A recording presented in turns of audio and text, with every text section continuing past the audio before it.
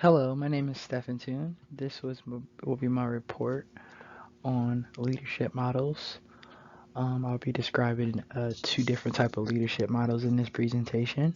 One of them will be called the dynamic culture leadership model, and then the other one is the Bowman and Dales model for reframing leadership in management and organization model.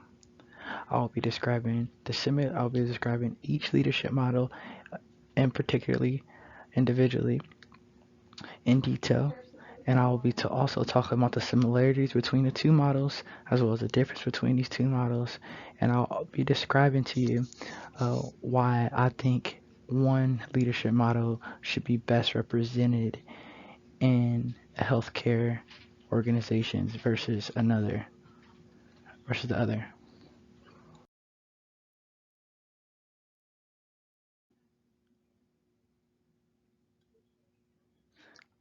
Dynamic leaders are actively motivated to be flexible in all aspects, and which are socially, intellectually, and emotionally.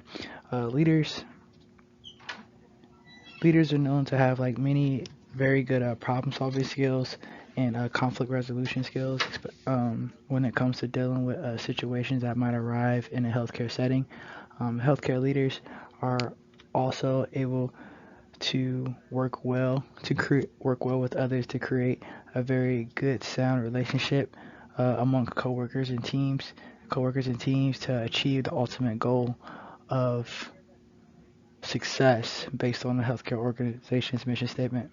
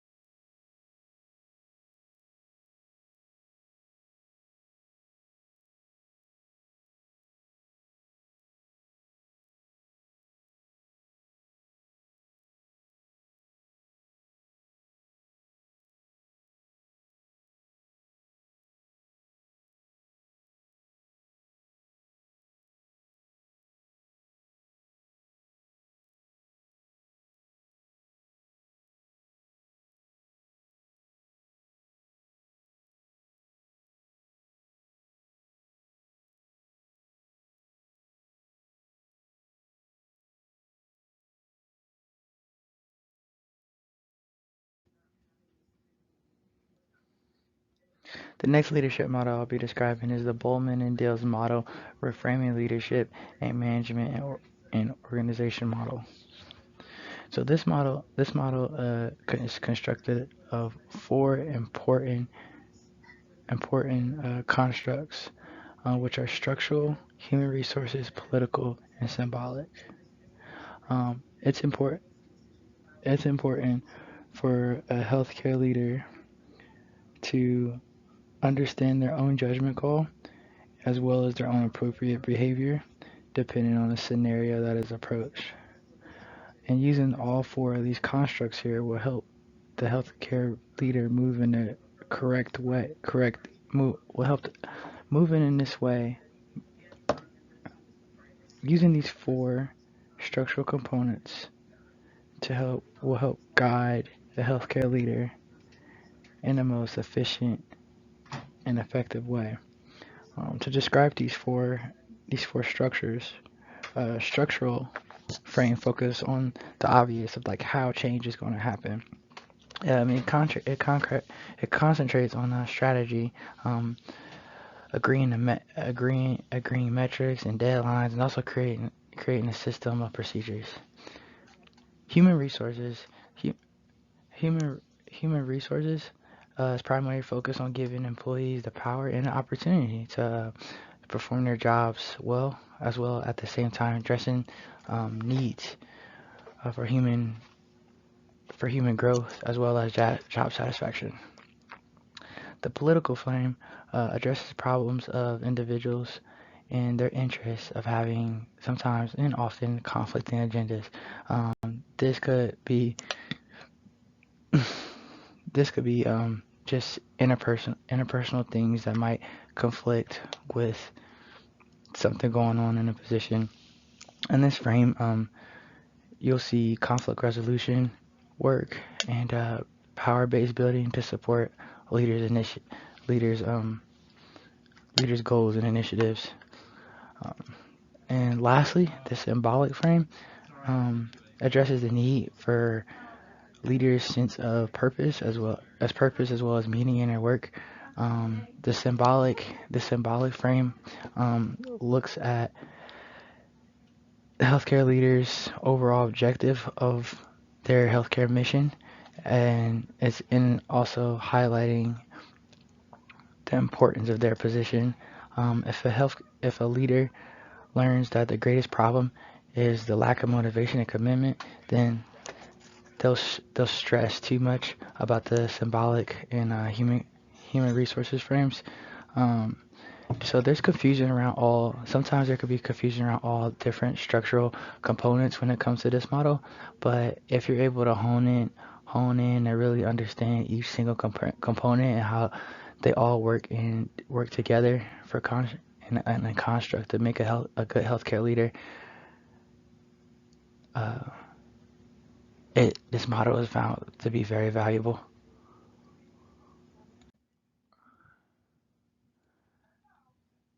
In this next slide, I'll be talking about the similarities between these two similar but different leadership models.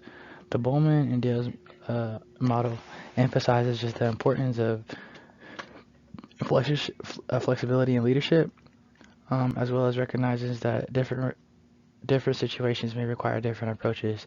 And that said, going back to the structural components of the Bowman and Dale's model, um, different situations require different approaches. So you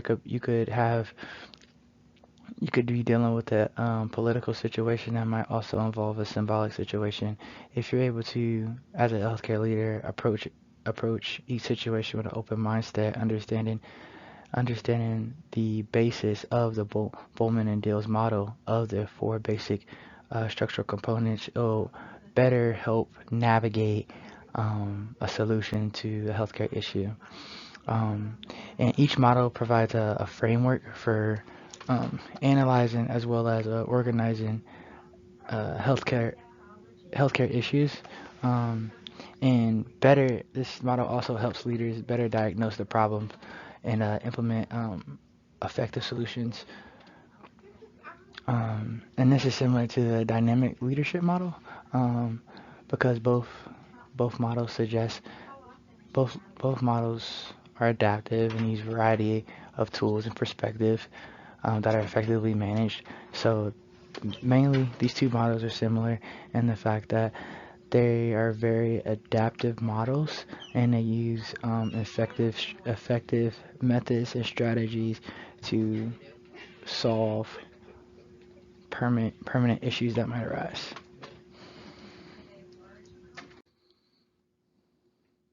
The difference between these two models is that the Bowman idea of health healthcare leadership is that will, will no frame works well in every circumstance.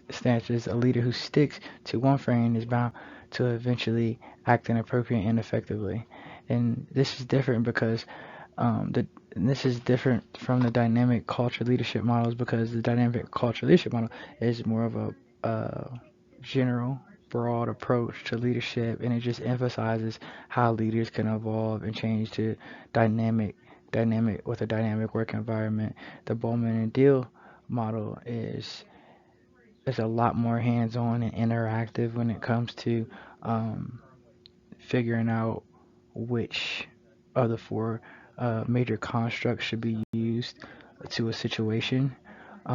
So the Bowman and Deals model is a lot more detailed when it comes to guiding the healthcare leader, um, based on the situation that the healthcare leader is dealt with, versus a dynamic culture leadership model, which is just a general overview of how to change dynamically within the healthcare environment. I feel like that Dynamic culture leadership model will work best in healthcare organizations because after doing more research, I understand that the dynamic culture leadership model has, in my opinion, a better foundation on what it takes to become a good leader in the healthcare field. Um, and of those constructs of a dynamic leader, um, they must have a clear vision which provides a roadmap for a team and it helps keep them focused on what they're trying to achieve. It also helps to motivate them as they can see how their individual contributions are helping achieve the team's goal. Uh, this dynamic leader also has good interpersonal skills and are able to react to different solutions and team members in a different way, similar to the Pullman and Dill's model of reframing. Um, a dynamic healthcare leader must also have that decisiveness. Dynamic leaders are able to make uh, decisions quickly and efficiently. Dynamic leaders are usually confident in their abilities, and and they know that they can always course correct if necessary. So having decisiveness is very important in making critical decisions that might have a positive or a negative effect on the healthcare organization uh, in general. And lastly, but not least, a dynamic leader have the ability to adapt to a team or customers' needs, especially in the healthcare field. Um, I'm working in, as I described in my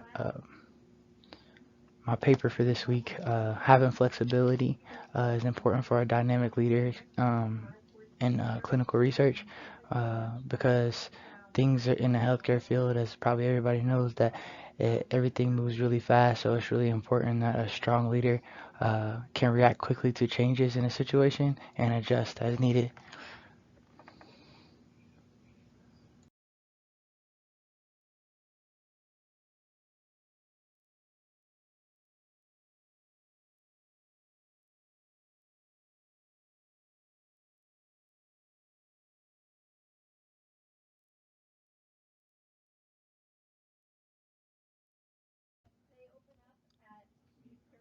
This last slide are my references. Thank you for listening to my presentation. Again, I'm Stephen Toon. I hope you have a good day.